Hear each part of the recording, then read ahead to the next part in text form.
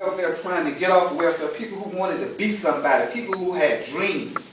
And I have a desire to motivate and inspire those folks because I came from that type of arena and I wanted to do something with my life and develop myself. So I started giving them a message. And people was listening. So a friend of mine by the name of Bob Dixie, used to be over at Rochester Housing Authority, he said, Sylvester, if you go get your BA license, I'll bring you on, start paying you for some of your work. I said, really?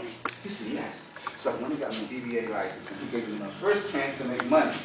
Now, meanwhile, what I'm trying to, my point I'm trying to get to is everybody should have something to work toward, a goal.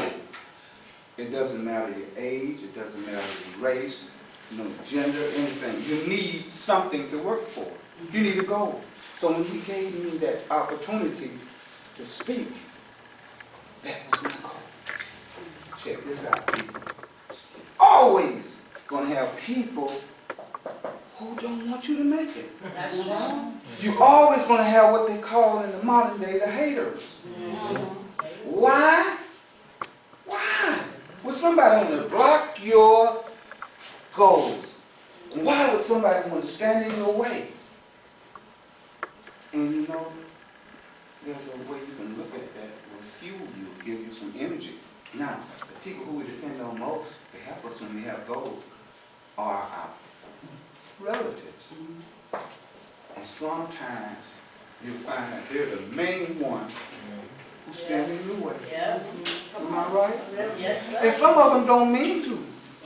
They just don't want to see you make a fool out of yourself. Yeah. Let me clear that up. She said, Let me clear that up. If you come up with a goal like, you go home one day and you say, Mama, I want to be a motivational speaker. And nobody else in the family has ever done anything like that. She said, wait a minute, you want to be a what? I want to be a motivational speaker. I want to go and speak in front of people. I want to go out and motivate people. Well, listen, child, come here. Where did you get that from?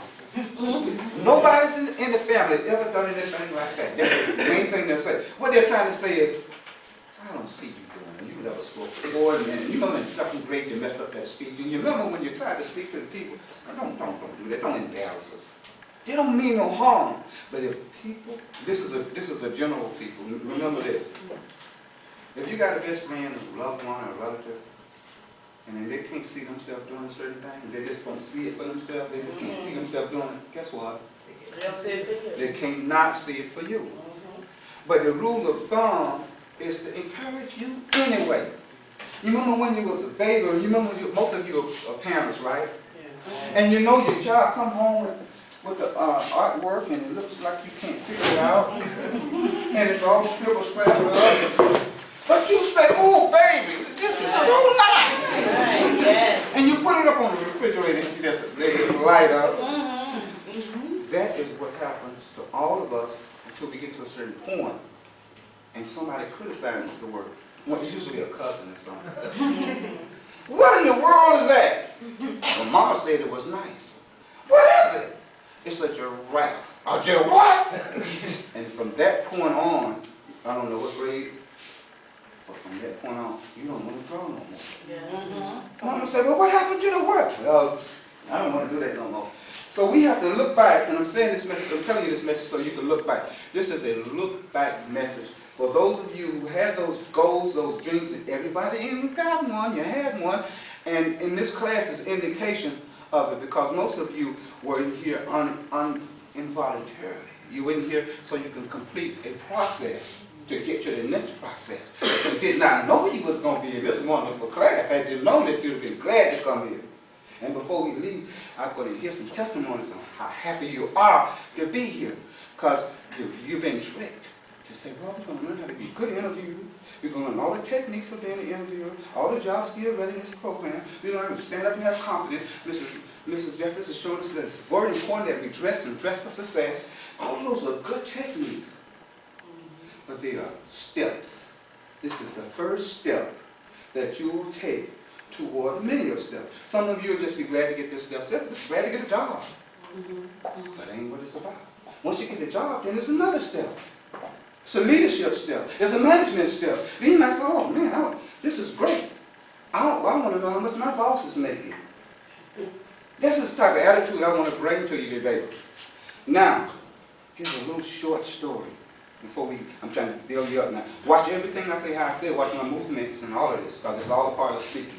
They say speaking out of your mouth is only 35% of speaking. It's only 35% of the message.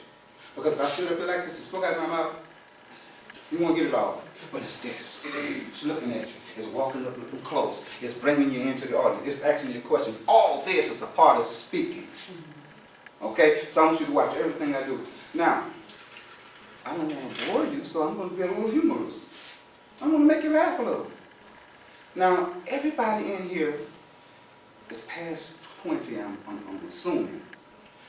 And our society has an age limit that we put on things. If you haven't accomplished this by this age, you're a failure. You mean to tell me you're still trying to do that? You haven't made it yet? You need to give that up.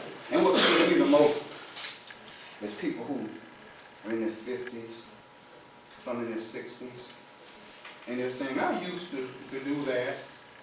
Well, I used to do that.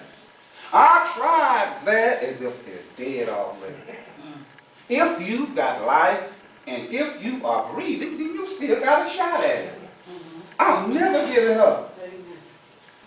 Climb that mountain to the top. And if life comes and take you on up to the other side, let life find you on the side of that mountain instead of down in the valley. Saying,